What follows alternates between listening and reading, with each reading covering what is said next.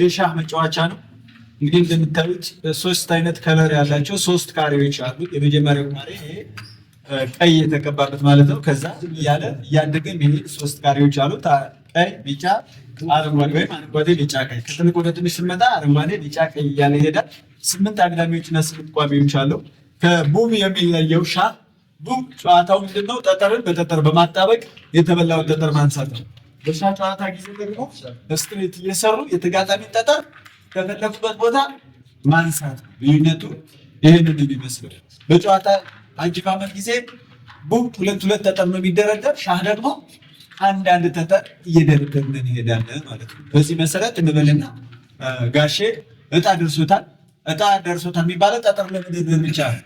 ጨዋታውን ለመጀመር ግን በድብዳሮ ወቅት ስትሬት የሰራ መሆን መቻል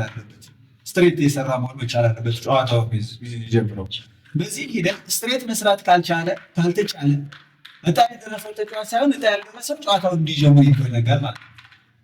ድብዳሮ ካለቀ ይህ ማለት ጠጠር ከፈለገበት ቦታ እንዲያነሳ እድሉ ይሰጣል ማለት ነው። ከዛ አንድ ካነሳ በኋላ ለሚቀጥለው ይለካል።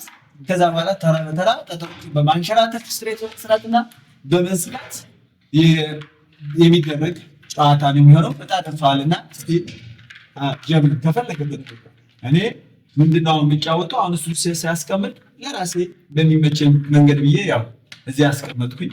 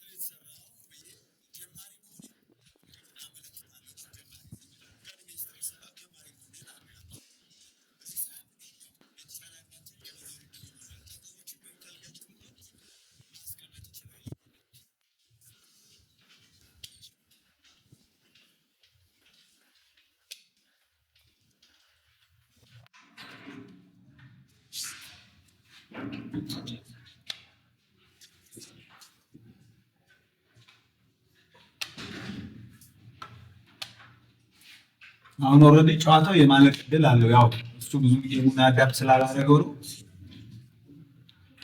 ዞሮ የመከላከል እድልም ሊኖረው ይችላል።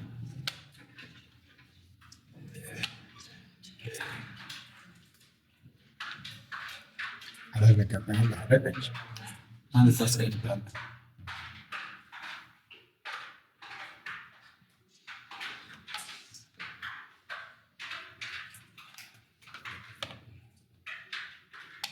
አሁን በዛት ተዳሩ አልቋል።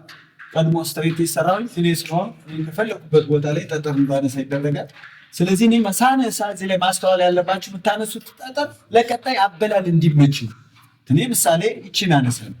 ለምን? ቀጣይ መብላት ስለምችል ማለት ነው። ቀጣይ እንድበላ። እሱ ደግሞ ጨዋታው የሚያልቅ ከሆነ ለመከላከል ጥረት ያደርጋል። ግን አደራደሩ የማለቅ ዕድሉ በጣም ከፍተኛ ነው። ግን ኖርማሊ አሁን የተወሰነ እድሉ ይኖረዋል። ትንሽ ለመብላት ሳይሆን የተወሰነ ለመፍጨት። ከዛ ውጭ ግን አልቋል። ኦልሬዲ ይሄን ያነሳ አልቋል። ብዙ በቃ የማለቅ ዕድሉ ከፍተኛ ነው። በሰዓት እንዴት ያልቃል ቢለው ላስብ።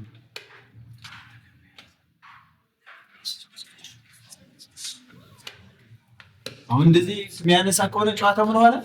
አለቀ። ቀጥታ እዚህ መጣሁ፣ ስትሬት ሰራሁ፣ አነሳለሁ። አሁንም ተመልሼ በዚህ ስትሬት ሰራለሁ፣ አለቀ። አሁንም ተመልሼ ስትሬት ሰራሁኝ፣ አለቀ። በዛ ሰዓት አውቶማቲክ ሆኖ ጨዋታው አለቀ ማለት ነው። ይኸው እመለሳለሁ፣ መለሳለሁ። በዛችሁ ጠጠር ነው፣ በሌላ ጠጠር አይቻልም። እንደዚህ ይሆናል።